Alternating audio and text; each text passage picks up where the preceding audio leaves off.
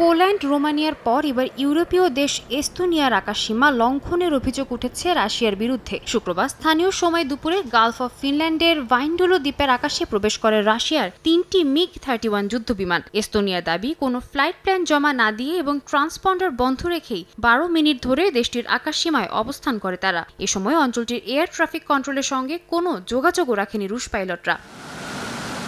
ন্যাটোর Baltic air petrol মিশনে থাকা ইতালীয় বিমান বাহিনীর যুদ্ধবিমান দ্রুত সাড়া দিয়ে ওই রুশ বিমানগুলোকে প্রতিহত করে। ন্যাটো মুখপাত্র অ্যালিসন হার্ট ঘটনাটিকে রুশ সরকারের বেপরোয়া আচরণের নতুন উদাহরণ বলে আখ্যা দেন। আরও বলেন, এই ঘটনার মধ্য দিয়ে ন্যাটোর দ্রুত সাড়া দেওয়ার সক্ষমতা আবারও স্পষ্ট হয়েছে।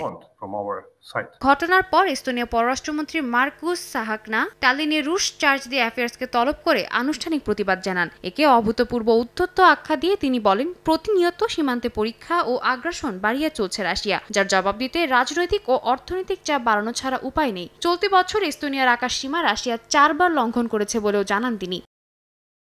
ঘটনাটিকে অত্যন্ত বিপজ্জনক উস্কানি বলে মন্তব্য করেছেন ইউরোপীয় ইউনিয়নের শীর্ষ কূটনীতিক কাজা কালাস। তার ভাষায়, পুতিন ইউরোপের নিরাপত্তা পরীক্ষা করছে, তাই দুর্বলতা দেখানোর সুযোগ নেই। ইউরোপীয় commission president Ursula von der Leyen বলেন, উস্কানিমূলক এই আচরণের জবাব দৃঢ়ভাবে দেয়া হবে। এ অনুপ্রবেশের নিন্দা জানিয়েছেন ইউক্রেনের প্রেসিডেন্ট ভলোদিমির জেলেনস্কিও। একে অগ্রহণযোগ্য বলে আখ্যা দেন তিনি।